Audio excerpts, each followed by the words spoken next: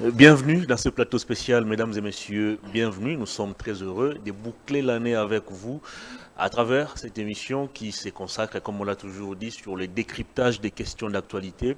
Et spécialement aujourd'hui, nous allons nous attarder un peu plus sur des accusations qui sont portées contre deux membres du gouvernement, à savoir le ministre José Panda, actuel ministre des PTNTIC, et son collègue des relations avec le Parlement, Maître Guy Loandomboyo, tous les deux accusés d'être à la base de ces désordres qui sévit dans la partie est du pays, avec à la clé l'accaparement, on va le dire comme ça, des carrés miniers de Corneille Nanga. Comme vous le savez, Nanga s'est plaint d'avoir été escroqué par le président de la République. Or, pour le journaliste Maïs Tchibangu, qui s'est dit journaliste d'investigation, ses enquêtes révèlent noir sur blanc que c'est Guy Loandomboyo qui aurait arraché les carrés miniers de Corneille Nanga. Est-ce des accusations vraies? Est-ce du chantage?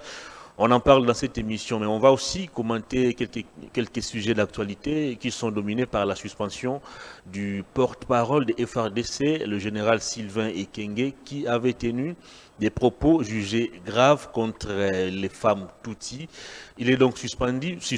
On va aussi commenter la déclaration de Monseigneur Fulgence Mouteba, archevêque de Lubumbashi, mais aussi président de la Senko, sa déclaration qui a été suivie également d'une réponse du porte-parole du gouvernement. Sur ce plateau, je reçois pour la toute première fois un journaliste, un chevronné de la presse, plus ou moins 20 ans dans cette profession.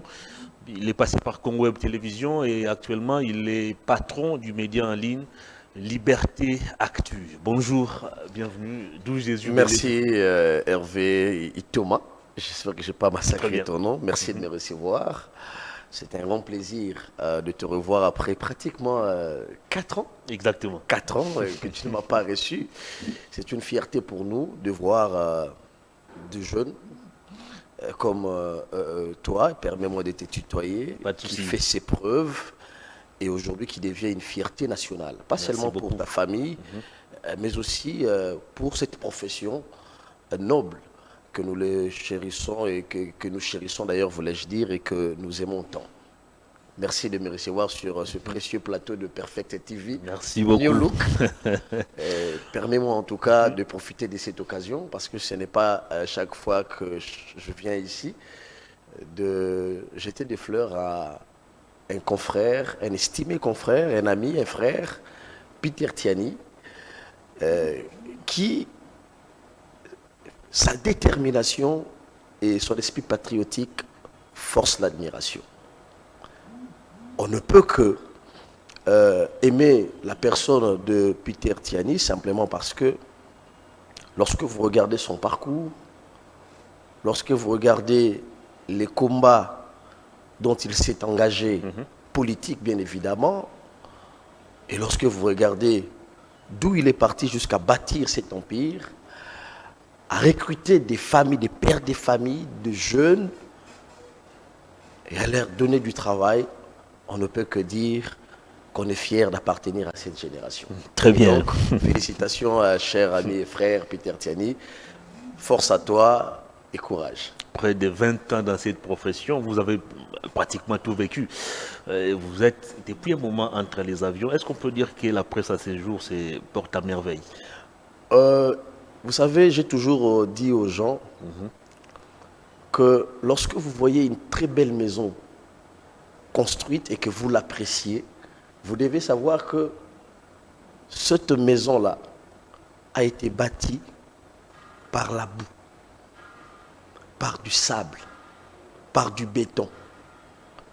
Avant que vous voyez cet ornement, cette finition, tout est parti des brouettes, des chariots, exactement, des maçons, une structure plus ou moins sale, permettez-moi de le dire ainsi, des durs labeurs. Et ce n'est qu'après avoir placé la fondation, placé du béton, donné la forme, qu'à la fin, on va chercher de l'ornement pour la finition. Malheureusement, nos jeunes générations, pas vous bien évidemment, dans cette profession, aiment beaucoup commencer par l'ornement plutôt que de voir la fondation. Pourtant, le professeur Wawa nous avait dit, d'Elifasik, tout ce qui n'est pas bâti sur base de principes, sur base de labeur, est appelé à disparaître. Voilà pourquoi dans les microcosmes médiatiques, vous voyez des médias naître,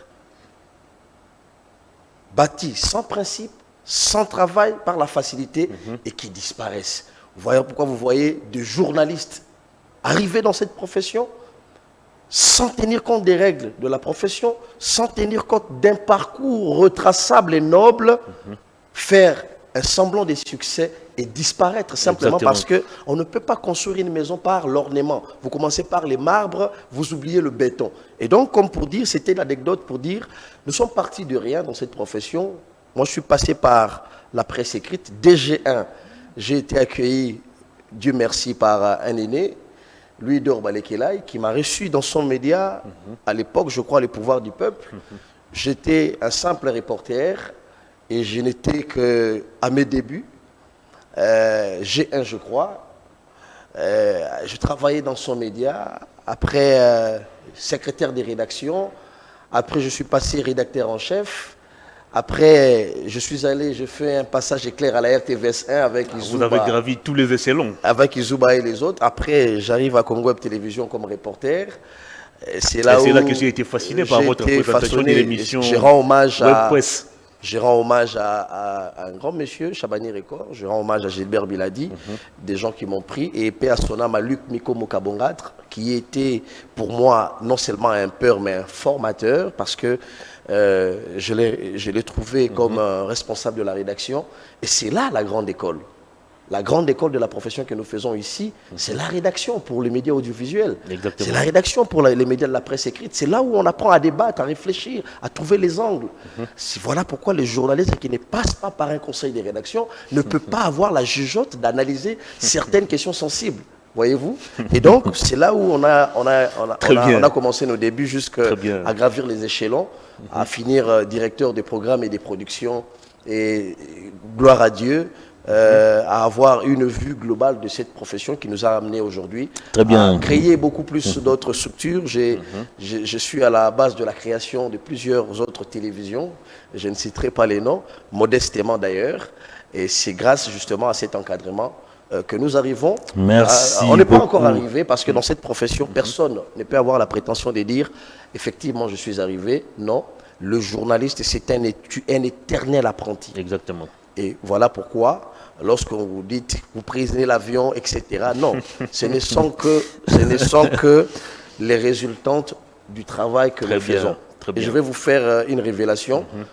Si j'ai pris l'avion 10 fois l'année 2025, rassurez-vous, 9 fois, je n'ai pas payé de billet, je n'ai pas payé d'hôtel parce qu'on m'a invité pour aller faire mon travail de journaliste. Merci beaucoup. Et donc, c'est ça la beauté de ces métiers. Très bien. En 2-3 minutes, on va commenter un peu ce qui se passe dans la profession. Certes, on a vu le président du CESAC et c'est ce qu'il a qualifié de, je crois, assainissement médiatique. Le ministre Mouya avec les états généraux de la presse. L'UNPC vient de lancer la nouvelle carte de presse. Est-ce des initiatives suffisantes pour pouvoir assainir l'espace médiatique ?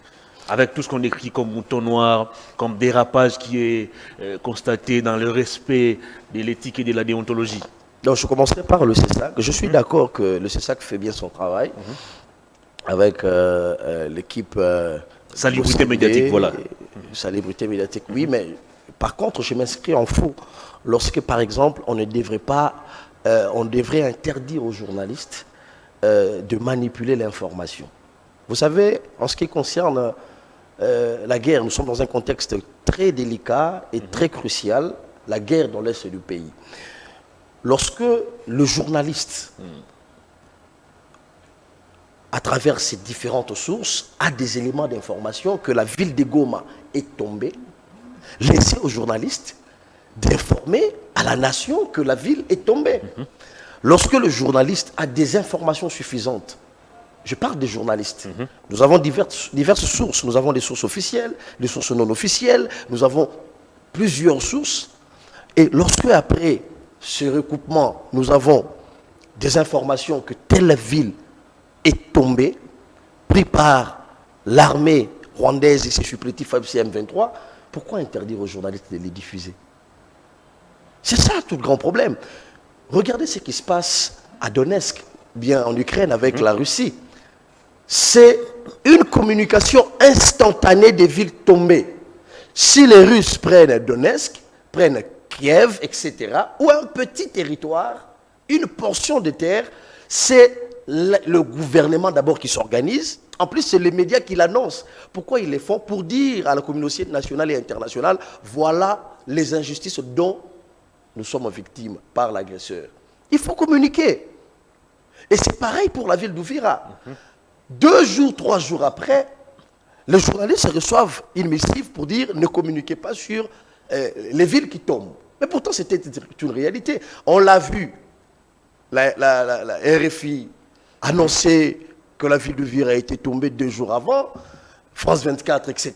Mais les médias d'ici qui avaient l'information ne pouvaient pas livrer ces informations simplement parce qu'il y a eu une missive qui a interdit aux journalistes de publier une information sur les villes qui sont occupées, simplement parce qu'on estimerait que les journalistes joueraient les jeux de l'ennemi. Alors, je dis simplement, il ne faudrait pas procéder par le musellement de l'information, parce que la conséquence logique dans ça, ça discrédite les médias locaux.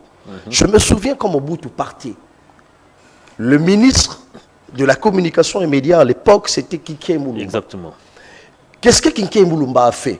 Kike Moulumba a muselé tous les médias qui existaient, en commençant par la RTNC.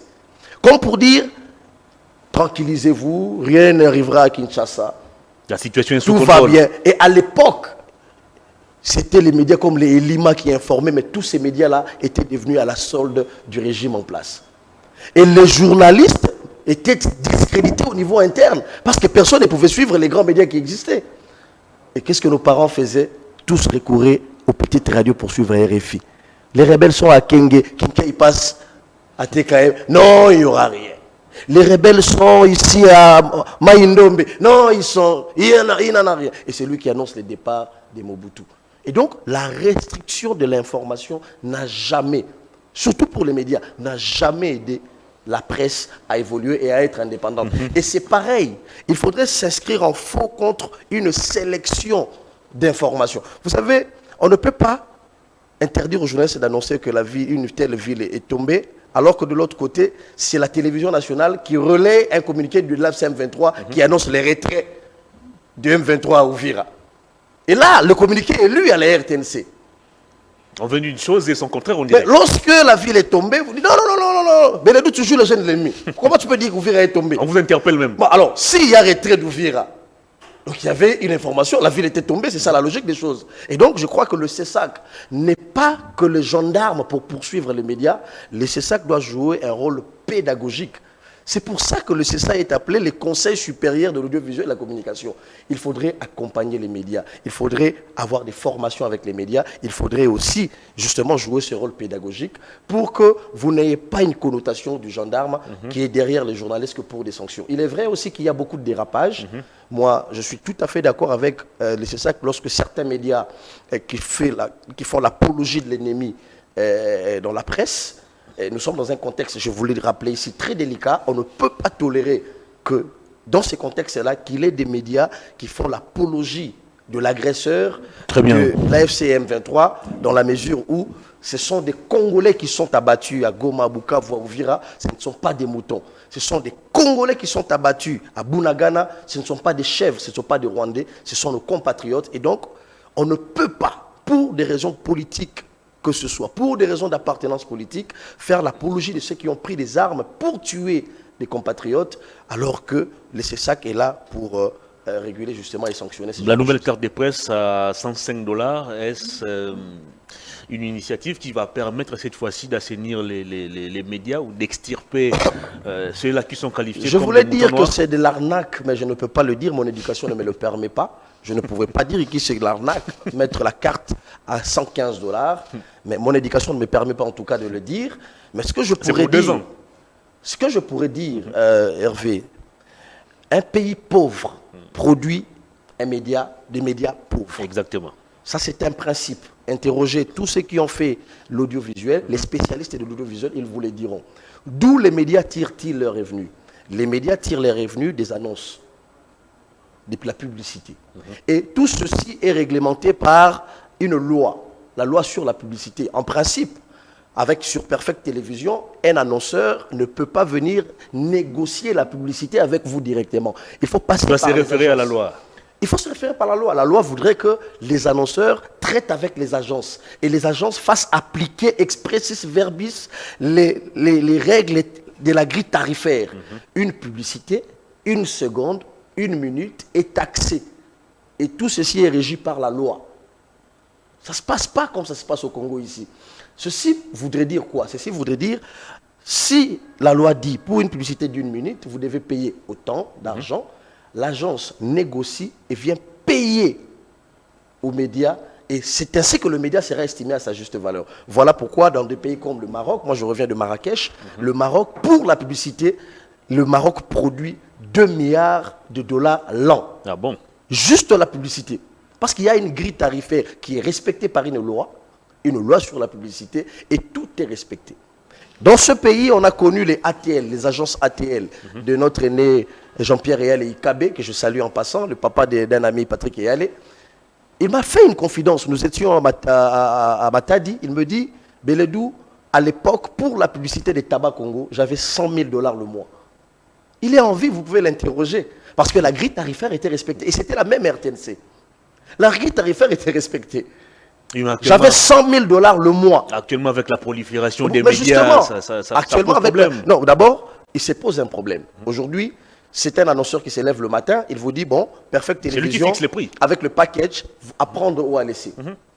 Ça veut dire que je diffuse un package, bande passante, publicité, etc.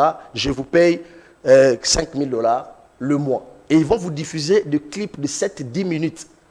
Eh, c'est pas produit, Kangaye, il y a un année, mais là, héros, 3-4 fois les jours. 12 minutes, 4 fois, 5 fois, bande passante, ils vous font un package à 5 000 $.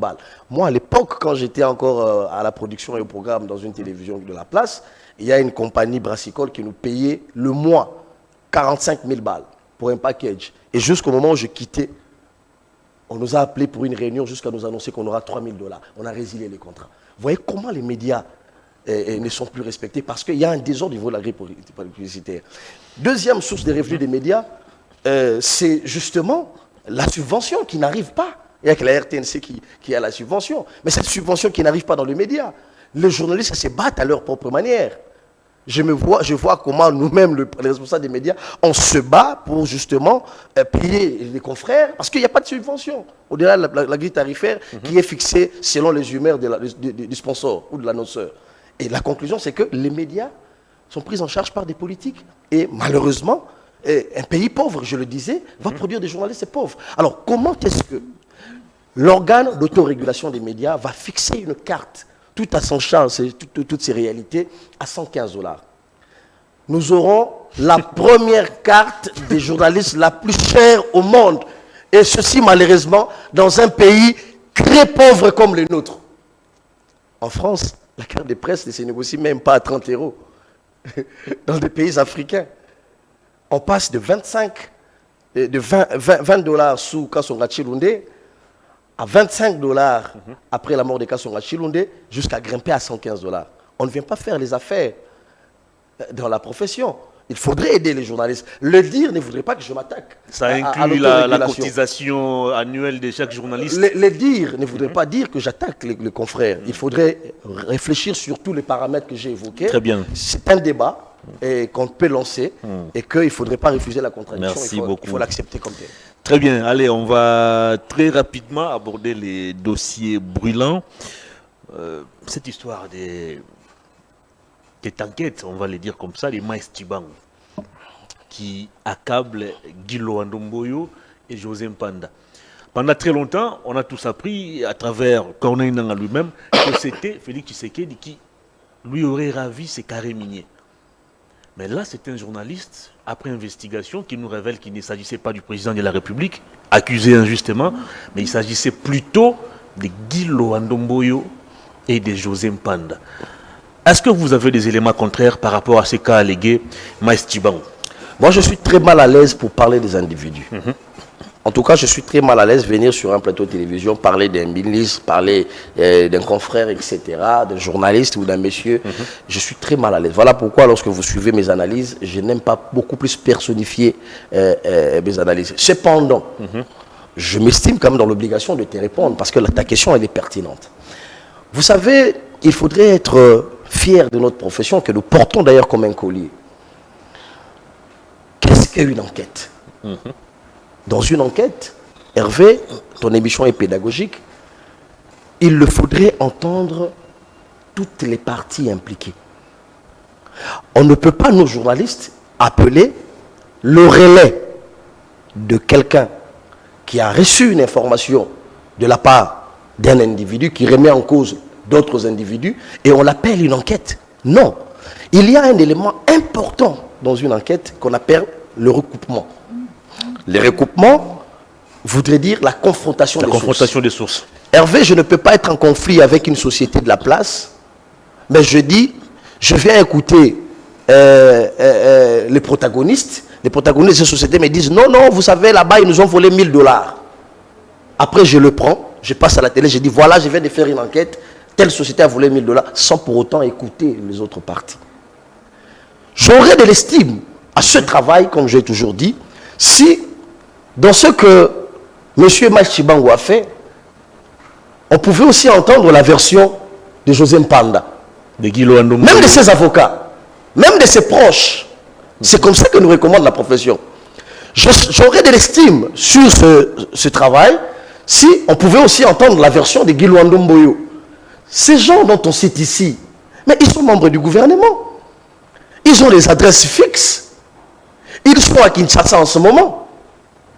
Pourquoi ne pas faire cet exercice qui nous est d'ailleurs recommandé, nous journalistes, dans l'enquête, le recoupement, la confrontation des sources, et laisser ceux qui vont nous suivre avoir des éléments d'information. Et d'ailleurs, la beauté de l'histoire voudrait aussi que lorsque vous faites la démarche et qu'on vous rejette, vous avez entendu l'autre partie qui incrimine les membres du gouvernement, faites un effort à arriver à approcher Guy Luandomboyo.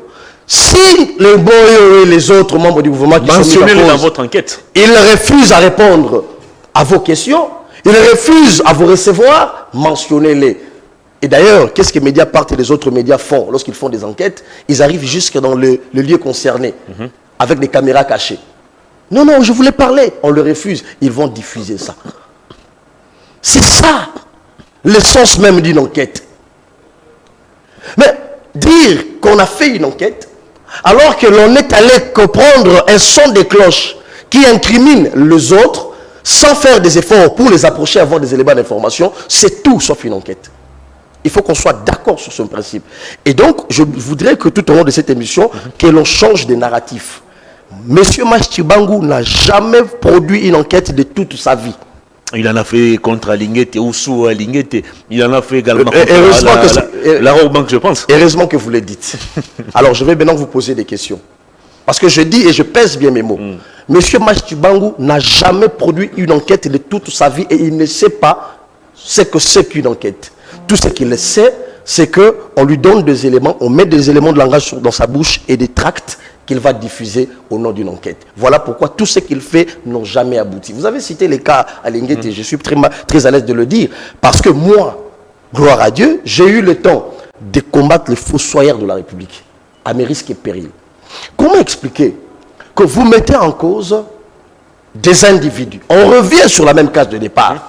Vous dites non, telle entreprise a fait ceci, monsieur tel a fait ceci. Vous relayez les informations des individus qui sont mis en cause par la justice. Du dossier forage et lampadaire. Machibango s'est aligné de ce côté-là. Non, voilà les éléments d'information qui incriminent Alinguete. Il n'a même pas pris le soin d'aller à l'IGF, pas voir Alinguete, à l'inspection générale des finances, avoir un autre son de cloche, avec un questionnaire. Comme je vous ai toujours dit, c'est ça l'enquête. Il a fait son show médiatique, payé à coup de banque, à coup de billets verts, et il revient, il dit qu'il a mené une enquête. Voilà pourquoi rien n'a abouti. Aujourd'hui, vous êtes journaliste. Je vous pose une question. Combien de lampadaires avez-vous vu sur Kinshasa depuis que cette affaire a été mise en veille il y a de cela 3 ans. Combien de lampadaires avez-vous vu à Kinshasa? Avez-vous compté en tant que journaliste? Dites-moi, combien de forages avez-vous compté à Kinshasa dans les zones rurales? Et vous savez quoi? Maïs Chibangoula a défendu ces dossiers, a défendu les gens qui ont perçu de l'argent. S'il vous plaît, 71 millions de dollars partis en fumée. Peut-il nous dire aujourd'hui où en sommes-nous avec l'installation de ces choses? C'est l'argent des contribuables congolais. Il a mis en cause un ministre, je crois, Madame Samba, des mines, toujours avec des histoires bidons. Il a été arrêté même, je Il a été arrêté et ces vidéos existent où il a demandé pardon à la ministre.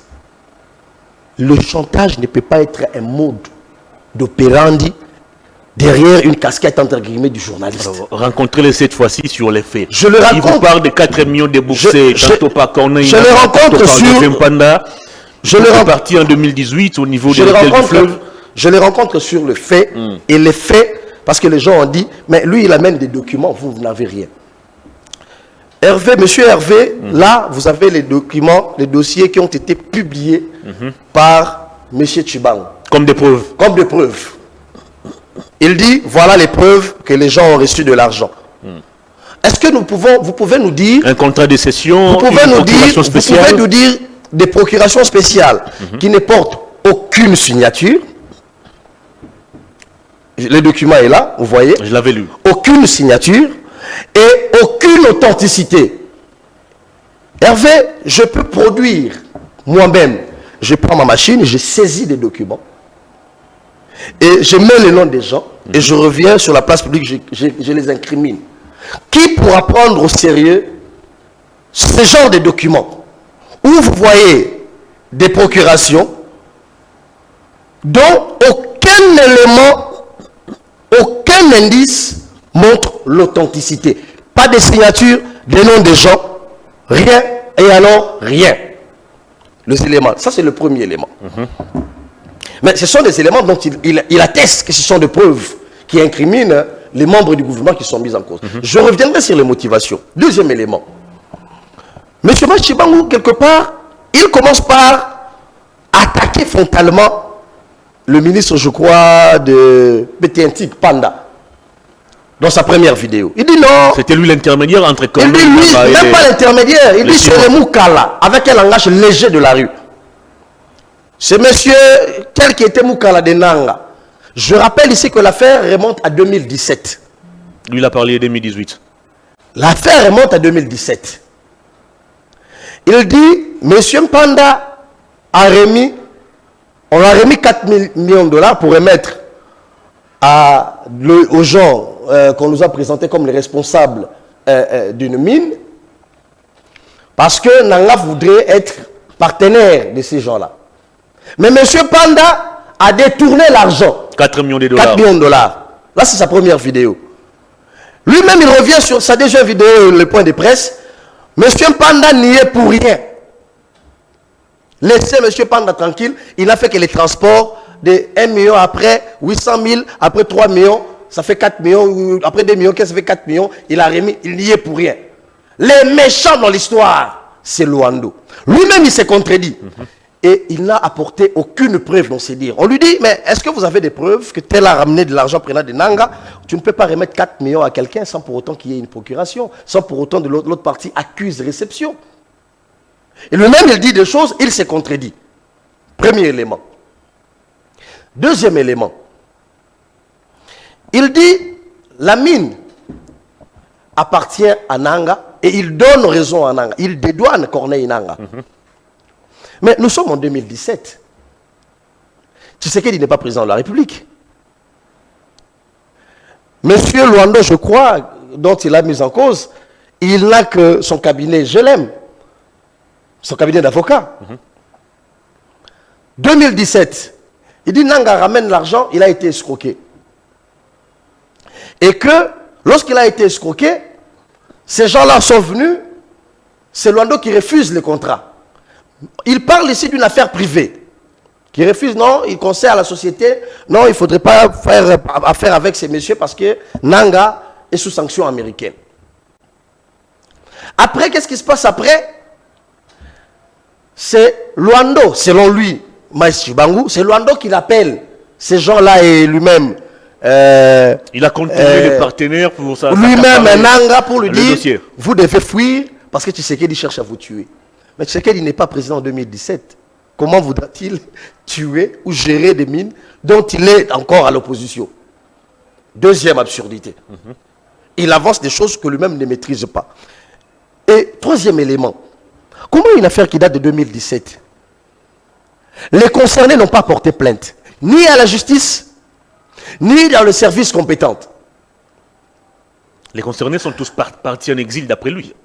Non, mais ils sont partis en exil quand? Nanga est parti en exil quand? Je rappelle ici que Nanga n'a été recruté que 18 mois après 2021. 2021, Nanga était d'ailleurs à l'Union Sacrée ici à Kinshasa. Nanga part, Boudagala tombe en 2021, 18 mois après, soit en 2022. Nanga part en rébellion. Rejoindre Kagame. Parce que c'est Kagame qui est le vrai patron. Alors, comment expliquer que 2017-18, Luando demande à ce que ce contrat, demande à sa cliente, sa société, de ne pas poursuivre avec ce partenariat parce que Nanga était sous sanction américaine. Comment Tshisekedi n'est pas président, mais on va lui dire que Tshisekedi voulait tuer Nanga et que Nanga attende jusqu'en 2021 pour aller rejoindre la rébellion à la FCM23. Vous voyez des contradictions? Est-ce que vous voyez des contradictions? Et donc, aucune logique dans ce qu'avance M. Tshibang. Un autre élément, un quatrième élément. Il dit que Nanga possède les mines. Nanga lui-même, il dit qu'il possède les mines.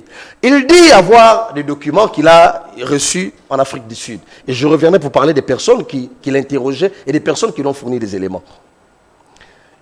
Est-ce que peut-il nous dire, parce que le certificat dans le cadastre minier est public, Monsieur Maïs peut-il nous dire quelle est la mine finalement que Nanga s'était octroyée? Parce que si on s'octroie une mine, elle ressemble au pan, vous achetez une parcelle, vous devez avoir une référence, un document.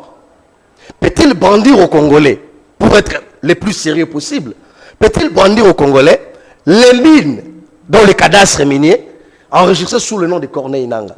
Il ne l'a pas fait. Et il ne le fera jamais. Parce qu'il n'en a pas. Et je reviendrai maintenant pour expliquer les raisons, les vraies raisons et les vraies motivations qui font que M. Maïs Chibangu sursaute aujourd'hui, pratiquement 4 ans après, pour brandir un dossier qui incrimine pas seulement les membres du gouvernement de votre allusion, mais les présidents de la République, parce que ces éléments sont aussi graves que cela. Non, il dit que le président a été incriminé injustement. C'est Guy Luando et José Mpanda qui sont à la base de ce que vit le Congo actuellement. Nanga a pris les armes parce que Guy Luando et José Mpanda auraient été escroqués. Voilà, c'est là où maintenant j'en viens. Les vraies motivations. Votre question, elle est belle pour en découler sur les vraies motivations. Je vous ai démontré ici que M. Maïs Chibangu n'a aucun document. Aucun. Qui atteste effectivement tous les éléments dont il évoque dans les médias. Et même les documents dont il fait allusion. Je vous ai démontré ici que les procurations dont il parle ici, ce sont des tracts. Je vous ai dit ici que ce n'est pas... Il dit non, j'ai des documents de cadastre. J'ai des documents de l'entreprise. Mais ces documents sont publics. Moi, pour avoir une vérification sur une entreprise qui existe, si je vais faire affaire, mais ce n'est pas une investigation, il suffit d'aller au guichet unique ici. C'est public, les RCCM, les cadastres miniers. Aucune investigation. Ici, l'objet même de la sortie médiatique de M. Chibangu, c'est de discréditer le gouvernement, c'est de discréditer l'accord qui est en train d'être conclu avec les États-Unis, l'accord économique, et c'est de dédouaner Corneille Nanga. Voilà le vrai motivation. Mais pour quel intérêt il aurait... Nous en venons. Ce plaisir. Nous en venons. C'est ça l'objectif majeur. Premier élément. Qui est monsieur Martin Chibangu? Je vais parler de Chibangu, mais c'est Chibangu. Qu'il a rencontré en Afrique du Sud et qu'il a interrogé. Il faudrait dire ici que Martin Chibangu, c'est lui le financier de tout ce que fait monsieur Chibangu. Monsieur Maïs Chibangu. Un certain Martin Chibangu qu'il a rencontré. Et qui est-il lui? Ce monsieur qui est en Afrique du Sud, qui l'a interrogé, il est le neveu de monsieur Dani Banza. L'ambassadeur itinérant. Voilà. Le neveu de monsieur Dani Banza. Et ce monsieur, c'est lui qui a géré pendant longtemps les intérêts miniers de l'Empire Kabila dans le Katanga et en Namibie. Monsieur Martin Chibangu.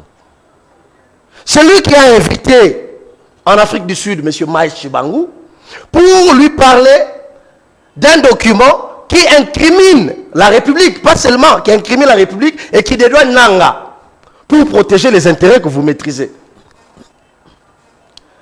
C'est lui qui invite M. Mouna, qui intervient en cachant les visages.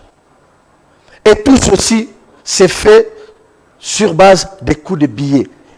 Le monsieur Martin Chibangu a remis 100 000 $ à M. Mike Chibangu et il le sait là où il est. Vous affirmez cela? Je l'affirme, je suis journaliste.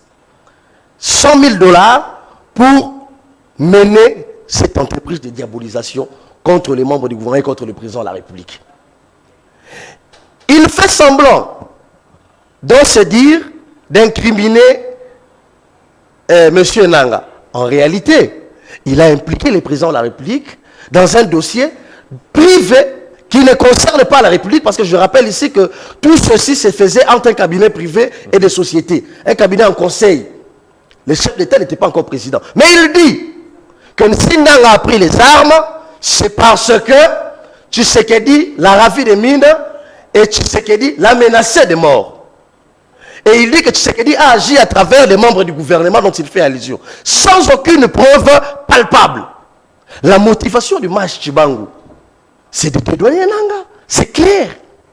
Mais je vois les gens dire ici, non, Chibangu est avec Tshisekedi parce que c'est un Moulouba, etc. Non. Mais les gens ne connaissent pas le parcours de M. Chibangu. C'est un monsieur, permettez-moi l'expression, qui est émotionnellement instable. Comment ça? Et on l'a vu. Mais qu'est-ce qu'il n'a pas fait dans la vie? Il a été danseur à un moment donné, vous le savez. Il a été toujours journaliste. Non, il a été. Vous n'êtes pas au courant qu'il avait un orchestre. On ne l'a pas insulté, c'est son parcours. Mais il a été danseur, il avait un orchestre où il dansait régulièrement chaque week-end au PPRD. Mais les images existent. Je ne reviens pas sur d'autres histoires. Mais je dis simplement qu'il a été très proche de la famille Kabila. Et d'ailleurs, certaines indiscrétions livreraient qu'il aurait, parmi une conjointe, qui est la sœur à Numbi. Certaines indiscrétions que nous avons appris. Là, et que nous ne confirmons pas. Sa vie privée. Certains, oui, c'est sur sa vie privée. Mais vous avez posé une très belle question. Quel intérêt a-t-il? Lorsqu'on analyse le profil d'un individu en criminologie, on voit tous les paramètres, y compris les paramètres relationnels. Est-ce que cette fibre-là n'a pas été pour beaucoup, pour justement arriver jusqu'à percevoir 100 000 $ et chercher à dédouaner M. Corneille Nanga? Ça, ce sont des questions que nous devons nous poser. Parce que les moments que M. Maïs Chibangu fait son show médiatique, que vous le vouliez ou pas, incrimine le régime de Tshisekedi au regard du deal qui vient d'être conclu. En fait, en réalité, Maïs Chibangu, M. Martin Chibangu, M. Mouna, qui gère les intérêts de l'Empire Kabila, ce triangle-là ont attendu de 2017, Tshisekedi n'est pas président, 2018, Tshisekedi n'est pas président, 2019, Tshisekedi est président, personne n'a dénoncé. 2020, Nanga a rejoint la rébellion après 2021, mais ils n'ont attendu que 2025, lorsque les Américains veulent conclure finalement un deal minier avec la RDC pour sortir un torchon au nom d'une enquête et dire voilà, Tshisekedi traque les gens, Tshisekedi veut ravir les mines des gens, des privés, des particuliers, etc. et les menaces de mort. Ce n'est pas un fait anodin. Voilà pourquoi moi je me suis posé des questions nobles. Pourquoi avoir attendu de 2017 jusqu'à 2025 pour que M. Maïs Chibangu et ses financiers passent dans les médias alors qu'ils avaient la possibilité, alors que lui-même Nanga a fait partie de l'Union sacrée, de 2020 à 2021 ou 2022, il a fait partie de l'Union sacrée, il avait toute la possibilité d'aller porter plainte au niveau des instances judiciaires.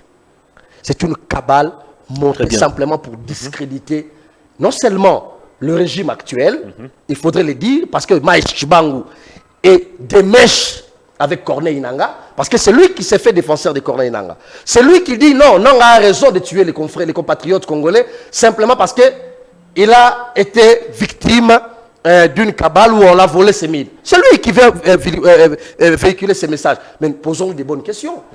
Aujourd'hui, il y a des gens qui ont rejoint Nangaa. Si Machibangu commence à dédouaner Nangaa, que dire de Daniel Safou qui a rejoint la rébellion? Parce que lui aussi a parlé des émoluments. Il dit non, des émoluments, 6 mois, 8 mois, Mbo soit bouffé. Demain, il passera dans les médias pour dire Mbo soit bouffé. Il a raison de prendre des armes et de tuer les Congolais. Que dire de Henri Magie? Que dire de l'autre Chisola et les autres? On ne peut pas, dans un contexte actuel, passer dans les médias pour dédouaner des criminels qui tuent des Congolais et dont, d'ailleurs, la résolution 2773 des Nations Unies est claire là-dessus. En réalité, l'AFC M23 n'existe pas. Le M23 n'existait pas. Le vrai patron, c'est M. Paul Kagame. Et d'ailleurs, plus loin, le vice-président américain l'a dit.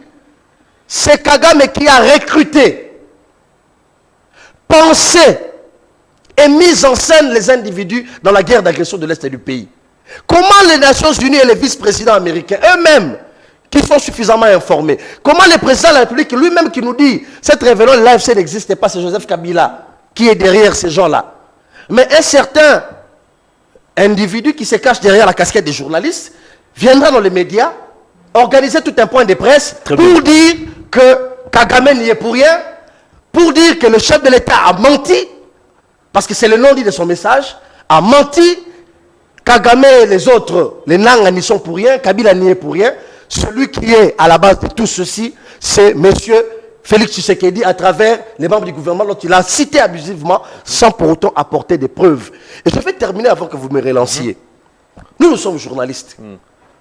Lorsque nous menons des enquêtes dans les médias, Hervé, mais il est tout à fait normal que nous diffusons simplement nos enquêtes. Nous n'appelons pas des journalistes pour leur remettre de l'argent. Excusez-moi de citer son nom, Israël Mutomboki a mené des investigations que j'ai appréciées sur les PD145 territoires. Il est allé en province. Il a fait des éléments. Et quand il est arrivé, il n'a pas appelé les journalistes pour leur remettre de l'argent afin de diffuser ses enquêtes.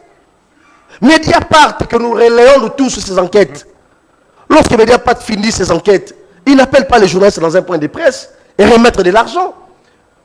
Mon estimé confrère Peter Tiani, qui a mené plusieurs enquêtes ici, lorsqu'il finit ses enquêtes, mais il n'appelle pas Beledou, il donne l'argent, il n'appelle pas les journalistes dans un point de presse.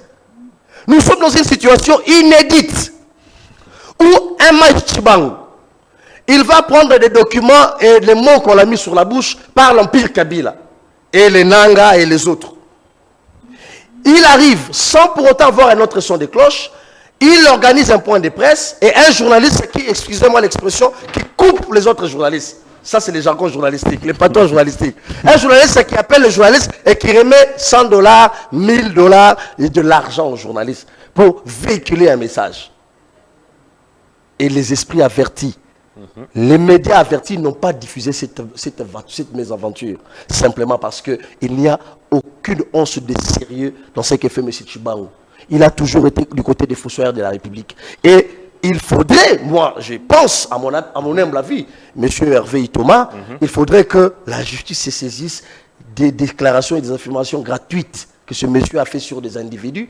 Et il faudrait que le service des renseignements s'intéresse sur d'où un journaliste a-t-il pris autant d'argent pour remettre à d'autres confrères et livrer ces histoires-là. Parce que, on l'a vu, des gens ont été tracés. Des gens ont été tracés sur des dossiers qui concernent cette histoire de l'agression de la RDC. Des gens qui sont dans les médias, défendre celui qui tue, qui pille, et dont tout le monde sait que la raison que Nangaa rejoint la rébellion n'est qu'une raison fallacieuse des minéraux. Parce que même lui-même n'a pas produit les documents dont il parle ici. Il n'a produit aucun document qui atteste effectivement que M. avait tout. Et donc, il faudrait que l'on ouvre l'œil et les bons sur ce genre de personnes parce que c'est très grave et ça menace même les intérêts de la République et ça dédouane les criminels de guerre qui tuent et qui pillent nos confrères, qui violent nos femmes. Dans tout ça, pourquoi vous ne soulevez pas aussi la responsabilité de Guy Loandomboyo qui a été cité? Il est connu de tous qu'il a quelque part au niveau de l'hôtel du fleuve. Et d'après Maïs Tshibangou, si Corneille Nangaa a même dénommé son mouvement AFC, Alliance Fleuve Congo Hôtel, c'est parce que les deals entre Nangaa, José Mpanda, Guy Loando et les autres Chinois avaient eu lieu au niveau de l'hôtel du fleuve. Est-ce qu'à ce jour, les PSG prennent la cassation, les responsables des services de renseignement ne peuvent-ils pas aussi interpeller Guy Loando, José Mpanda pour pouvoir apporter aussi leur version des faits sur des accusations qui sont... En droit, il y a un principe sacro-saint qui dit la preuve incombe à celui qui accuse. Dans les cas d'espèce, celui qui devrait renseigner les services et la justice, c'est monsieur Tshibangou. C'est lui qui fait des affirmations. C'est lui qui dit qu'il y avait des rencontres. C'est lui qui dit que l'AFC a été conclu à l'hôtel du fleuve. C'est lui. Ce n'est ni Loando, ni Panda, ni Beledou. C'est lui. Et le principe sacro-saint de droit voudrait que celui qui a apporté des allégations amène des preuves. Le premier enseignant, c'est pourquoi moi je l'ai dit et je le répète, il revient au service de s'intéresser au cas de M. Maïs Tshibangou parce qu'il a quand même fait des affirmations graves. Il est même au courant de ce que les journalistes ne sont pas au courant, de ce que M. Martin Tshibambe lui a dit, de ce que ses financiers lui ont dit, que l'AFC de Nangaa a été créé à l'hôtel du fleuve. Mais il revient au service de sa télé. Il a des informations importantes. C'est plutôt les deals entre Nangaa et Guy Loando qui a voulu jouer à l'hôtel du fleuve. Mais justement, non, il dit les deals entre Nangaa et c'est là où l'AFC a été créé. Ce qu'il dit dans son point de presse. Non, Nangaa a dénommé son mouvement AFC. Alliance parce qu'il a conclu un deal avec Loando à l'hôtel du fleuve. Justement, c'est ça dont il parle. Et c'est de cette manière qu'il voulait dénommer Nangaa. Et moi, je dis, dans un état de droit que nous voulons, lorsque un individu apporte des éléments aussi compromettants sur les membres du gouvernement, dans un contexte de guerre, dans un contexte où le poison rwandais dont dit le ministre Mouyaya, ce n'est pas qu'un simple narratif, le poison rwandais dont dit le ministre Mouyaya n'est pas qu'un simple slogan, mais cela s'injecte régulièrement sur des gens qui ont pour certains la casquette de journalistes, qui ont pour certains des casquettes de politiques, etc. Il faudrait que dans ce contexte-là, où on injecte des éléments pour discréditer un gouvernement qui veut avoir un deal minier avec les Américains, dont on présente le président de la République comme celui qui ravit les minéraux des particuliers et des sociétés. Je pense que dans ces contextes-là, un monsieur qui fait des affirmations aussi graves devrait être sur les projecteurs des services de renseignement, devrait être sur les projecteurs de la justice congolaise. Ça devrait intéresser les procureurs généraux simplement parce que, dans la logique des choses, je vous ai rappelé ici que la preuve incombe à celui qui accuse. Il a dit que M. Loando et M. Panda avaient perçu de l'argent de la part de M. Nangaa. Il dit que M. Loando aurait refusé ce deal parce que Nangaa est sous sanction américaine.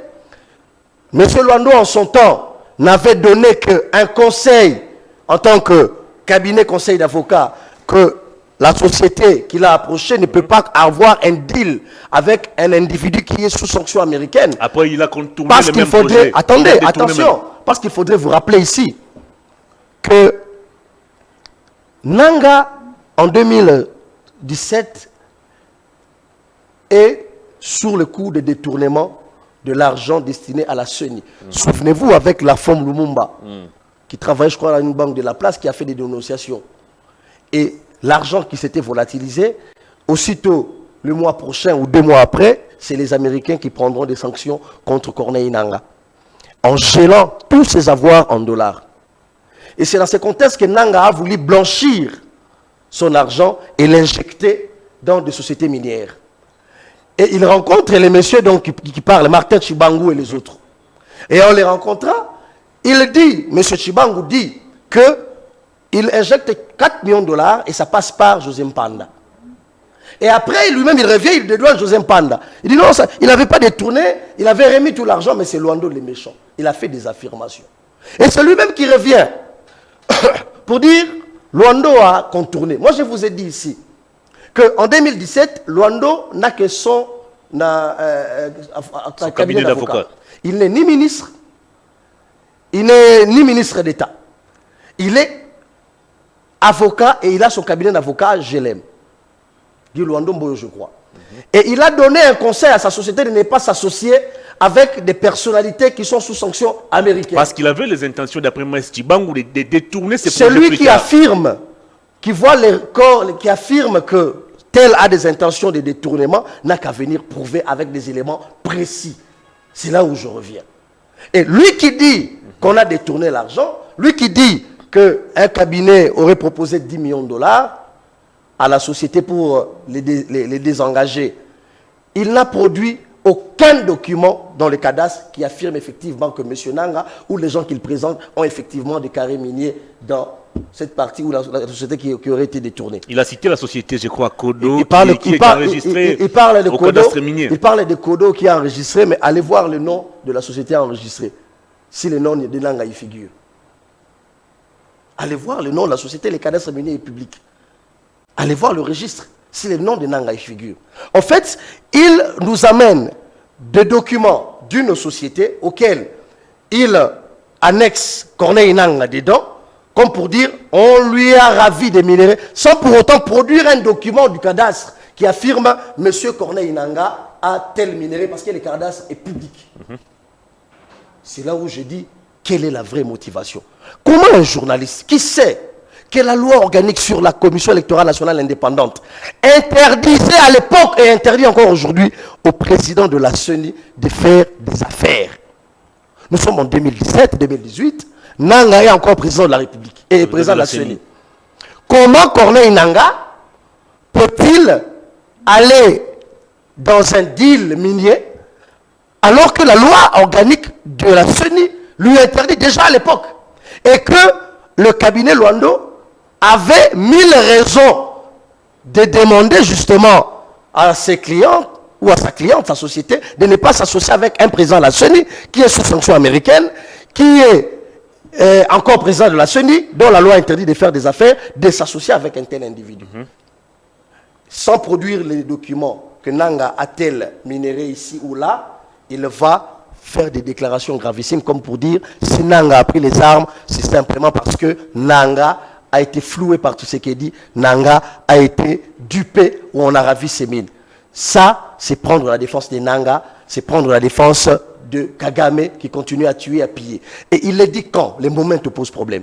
Il le dit pendant qu'à Uvira, l'armée rwandaise est en train d'évacuer et évacuer. Il le dit pendant qu'à Goma, le Rwandais ont forcé les Congolais sur coup de fouet à sortir dans la rue pour refuser le départ du M23 AFC sur le coup de torture. Et c'est ces moments-là que M. Tshibangou choisit pour sortir dans les médias avec un torchon et dédouaner Corneille Nanga. Il n'y a aucun hasard à ce stade. Voilà pourquoi moi, je demande justement à M. Tshibangou qui a suffisamment d'éléments d'aller à la justice, d'aller au service des renseignements. Il existe une cellule que j'apprécie d'ailleurs beaucoup, le CNC, qui fait un excellent travail. Mais je recommanderais à ces services de s'intéresser à ces dossiers parce que les affirmations sont gravissimes. Très bien. Et si les individus ont refusé d'aller porter plainte, il faudrait que le service s'autosaisisse pour rapprocher M. Tshibangou et qu'il dise au service et à l'opinion des affirmations qu'il preuve et qu'il affirme ramener des preuves probantes sur ce qu'il dit. Sinon, ça ne serait que diffamation, ça ne serait que jouer les yeux de l'ennemi et ça serait que injecter les poisons rwandais pour diviser la cohésion nationale qu'il y a en ce moment où il y a des problèmes. Enfin, je vais chuter par là. Je veux bien qu'on remette en cause la gestion de M. Mpanda en tant que ministre. Je veux bien qu'on remette en cause la gestion de M. Luando. Je crois qu'il a commencé en 2021, ministre de l'aménagement du territoire. Après, plus tard, il est allé ministre relations avec le Parlement. Je voudrais bien que le journaliste s'interroge sur les actes qu'il pose pendant qu'il est ministre. Mais je ne voudrais pas que, si on veut faire du chantage aux gens, il faut commencer par ramener des dossiers qui n'ont rien à voir avec sa gestion. Pourquoi vous appelez ça du chantage? Du chantage parce qu'un journaliste ne peut pas organiser un point de presse. On vous dit, Guy Luando a emprunté 20 millions de dollars dans une banque de la place pour pouvoir s'acheter ou s'accaparer le projet qui a été monté par Corneille Nangaa et ses partenaires chinois. Il aurait remis 10 millions de dollars à ces Chinois. La rencontre avait eu lieu à Paris. Il a cité comme témoin, je crois, Maître Tété Kaboué. Mais est-ce que tous ces éléments ne suffisent pas pour donner... Mais justement, je vous ai montré les preuves. Je vous ai montré les preuves dont il a brandi dans les médias. Vous savez, quand vous faites des affirmations et des enquêtes, entre guillemets, ne ramenez pas des tracts. C'est comme j'ai vu des gens ici, des journalistes, dire dans les dossiers Jules Alinguete, nous avons des procurations où Jules Alinguete perçoit l'argent et il a signé. Quand on a exigé des preuves, même la justice a exigé des preuves, ils ont amené des documents, des papiers duplicataires où un individu a écrit avec un stylo et a signé Jules Alinguete. Rien n'authentifie ces documents. Donc, c'est-à-dire, moi-même, je peux me réveiller un matin, je prends un papier, j'écris au nom des gens, je mets le nom d'Hervé Thomas et j'amène à la justice. Et voilà pourquoi la justice a placé ces dossiers sans suite. Parce que c'était des tracts. Et les documents dont M. Maïs Tshibangou a ramené sur la place publique, dont l'opinion piaffait d'impatience de voir ces ministres dont il a cité, on ne les défend pas. On veut bien qu'ils affrontent la justice s'ils sont compromettants. Mais avec quel document de preuve? Je mets ma main à couper. Maïs Tshibangou n'a aucune preuve probante. Tous les éléments dont il parle, ceux qu'il a mis sur les réseaux, je viens de vous les montrer, je vais vous les donner, vous les mettrez en extrait. Ce sont des tracts. Il met les noms des gens saisis, aucune signature, aucun engagement, aucune signature. Rien. Rien n'est certifié que ce soit document authentique. Juste des papiers saisis et c'est fini. C'est quand même gravissime. C'est pourquoi je dis, Hervé, il ne suffit pas de faire des allégations sur les gens. Mais il faudrait ramener des preuves. Voilà pourquoi j'exhorte la justice congolaise. Si M. Tshibangou a estimé qu'il avait tous les éléments, pourquoi il n'approcherait pas la justice? Pourquoi ceux qui se plaignent n'approcheraient pas la justice? Pourquoi avoir attendu jusqu'aujourd'hui? Pourquoi en 2017 il n'avait pas approché la justice? 2018, 19, 20, même lui-même Nanga. 2017-18, peut-être il menait encore ses investigations. Peut-être. Il menait encore ses investigations. Donc, on dit qu'on a été floué depuis 2018, mais on continue à mener les investigations, on ne porte pas plainte. La société dont on parle ici, qui dit que ça a été floué, on ne les a jamais dédommagés avec 10 millions de dollars, mais qui n'ont jamais porté plainte. C'est quand même léger et facile. C'est pourquoi nous en appelons. On veut bien qu'il y ait des critiques, des investigations sur les membres du gouvernement, mais que cela soit fondé sur des faits vrais et vérifiables. Il faut ramener sur la place publique des documents vrais, pas de supputation. Maïs Tshibangou n'a jamais produit des documents authentiques de toutes les enquêtes, entre guillemets, qu'il aurait menées. Je le dis ici, je mets ma main à couper, Maïs Tshibangou n'a jamais mené une enquête, si ce n'est que de chantage au coup de billets. Et cette histoire, nous, en tant que journalistes, nous savons qu'il y a un élément important qu'on appelle le recoupement d'informations. Et tant que cela n'est pas respecté, tant que les membres du gouvernement qui sont mis en cause, qui existent, n'ont jamais été approchés pour avoir des éléments d'information, on se questionne sur les vraies motivations de M. Tshibangou. Très bien. Vous citez des gens qui auraient géré par le passé les actifs miniers de Joseph Kabila dans les Grands Katanga. Vous les considérez comme étant des nouveaux financiers des Maïs Tshibangou. Est-ce que vous ne tombez pas aussi dans ces pièges les informations, des supputations? Est-ce qu'on peut savoir plus sur les informations, Marcel Tshibambe, par exemple? Les informations à notre disposition, je les mets sur la place publique. Et ce qui est vrai, c'est que un journaliste qui fait un déplacement pour avoir un son de cloche et qui revient après ce déplacement, qui mène un point de presse, qui appelle les journalistes une trentaine, qui remet de l'argent, on n'a pas besoin de regarder le ciel pour savoir d'où provient la pluie.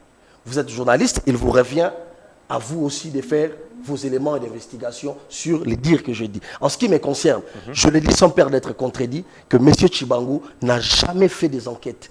M. Tshibangou n'a jamais produit une enquête avec une confrontation des sources, en commençant par l'enquête sur les mines, l'enquête sur IGF, et jusqu'à cette enquête ici, parce qu'il n'a jamais pris le soin d'approcher les autres. Il n'a fait que relayer un son de cloche de ces partenaires financiers qui ont voulu incriminer une autre partie. Et la vraie motivation, lorsqu'on s'interroge sur l'objet même, l'objet de sa sortie médiatique, c'était simplement de dédouaner Corneille Nangaa. Et il a fait, et il pensait le faire en lançant de temps en temps des pics à Corneille Nangaa comme pour se dédouaner. Mais l'opinion a compris. Mais comment Chibangu, un Congolais, va chercher à justifier des gens qui ceux qui ont pris les armes sont des Congolais. Posés par des gens ceux qui ont pris les armes, ceux qui ont été contre la République, Nangaa, il est Congolais. Il a préféré la trahison. Mais tous ces gens qui ont pris les armes, qui ont rejoint la rébellion, mais quand le vice-président américain vous dit clairement que c'est Kagame qui a recruté, qui a pensé, qui a réfléchi. Mais tous ces gens-là, ce sont des traîtres de la nation. Mais il y a Daniel Tchafou qui vient de rejoindre la rébellion. Faut-il tuer les Congolais simplement parce qu'on veut réclamer 2 mois, 3 mois de salaire? Dans ce cas, les fonctionnaires, l'État devrait aller, certains fonctionnaires devraient aller rejoindre les armes.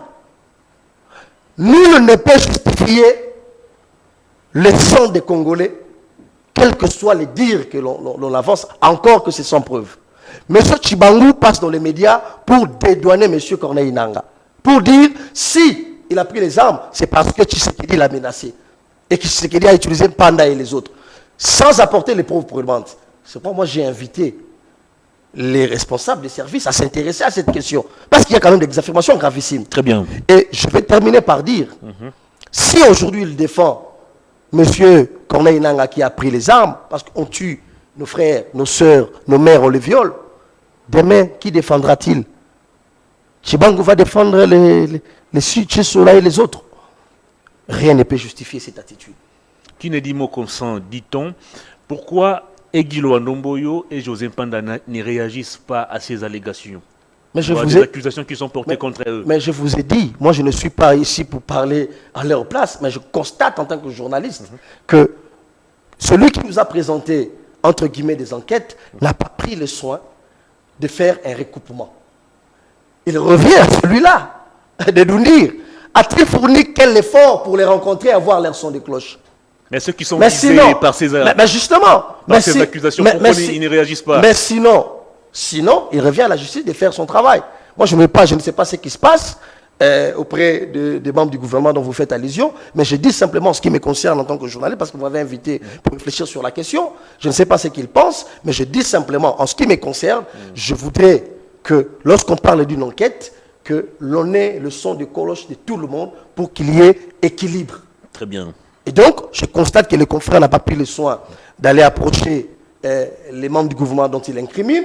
Et je note que ce travail-là est tout, sauf une enquête. Ce travail-là est tout, sauf une investigation. Très bien.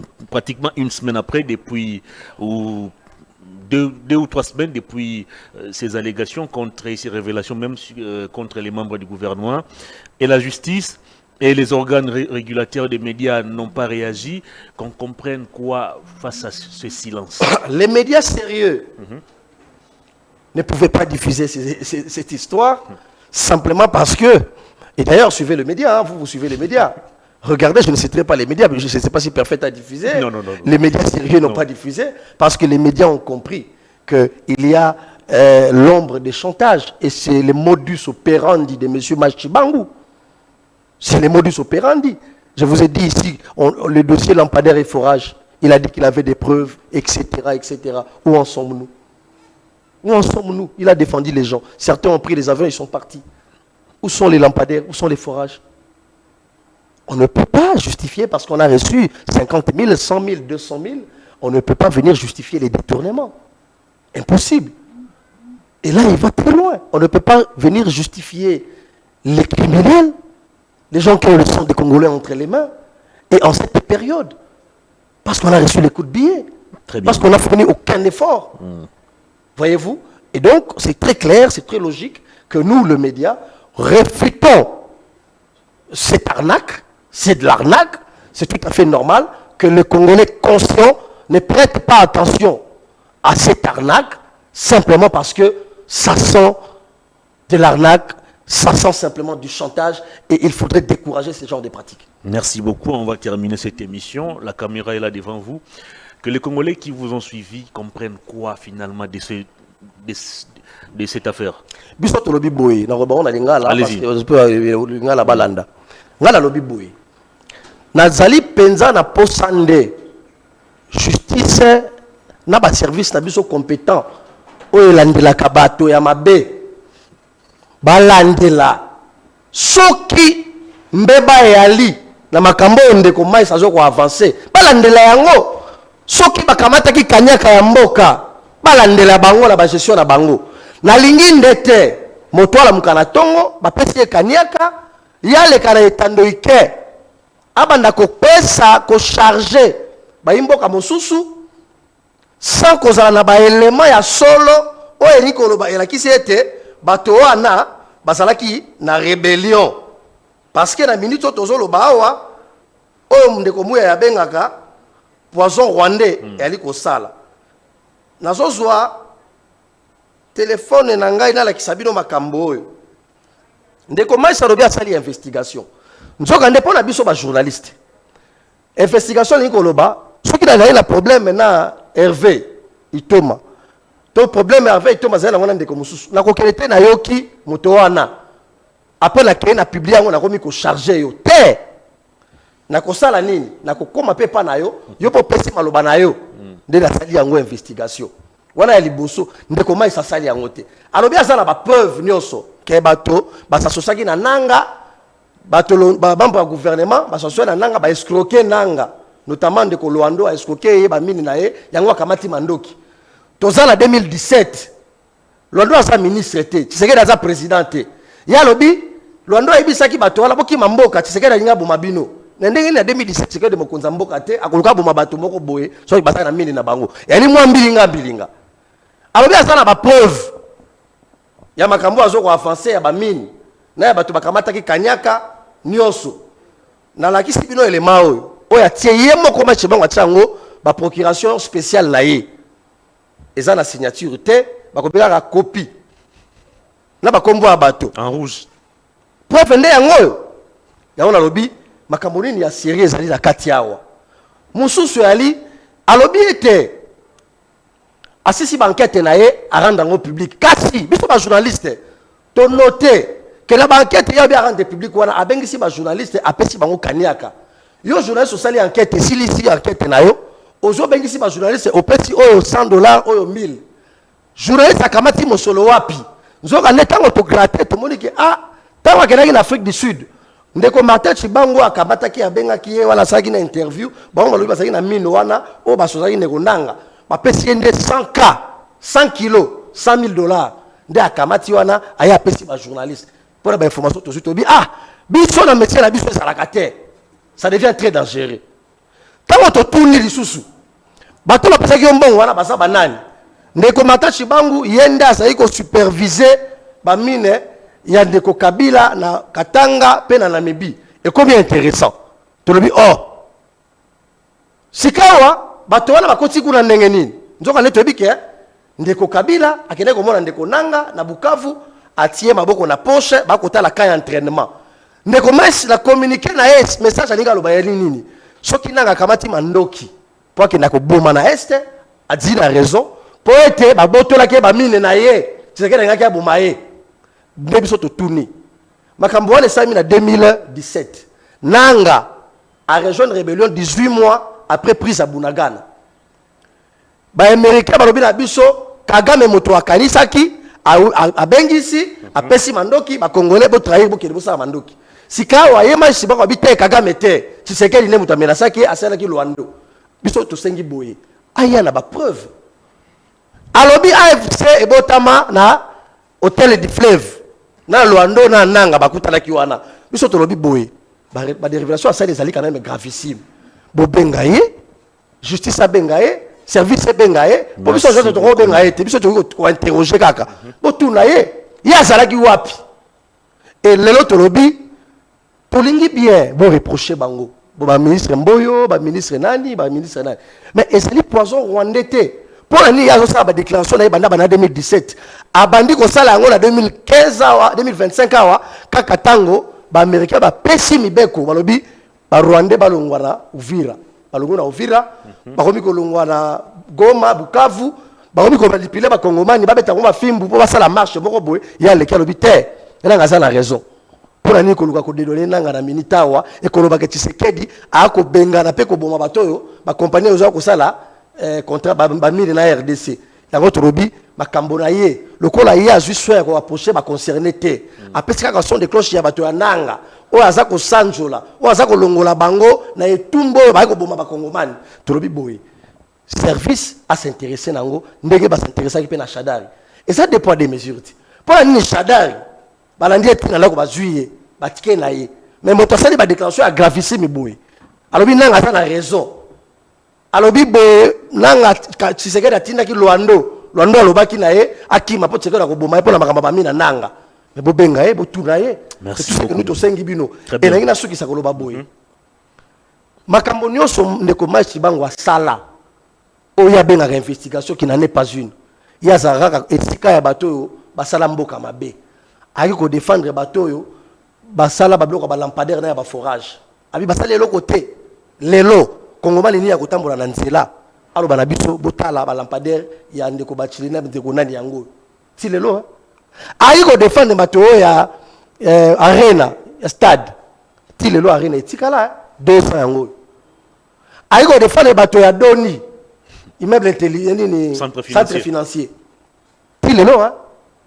Auto na esi la te pour nini. Moi on se paie ça 500 millions. Merci beaucoup. Yango tolobi boye ministre moko, maman moko ya mine. Asala mais ça saka peka chantage bongo. Akendaka na etina suka. Bakangi asengaka vidéo, asengi pardon publiquement. Et elle méthode na ye. Journaliste sala investigation te toko silisi akobi ko pesa baninga na ye kaniaka. To sala mayele et sengi te atoye ko défendre bato. Toye ko loba boye. Et sengi to keba na poison rwandais.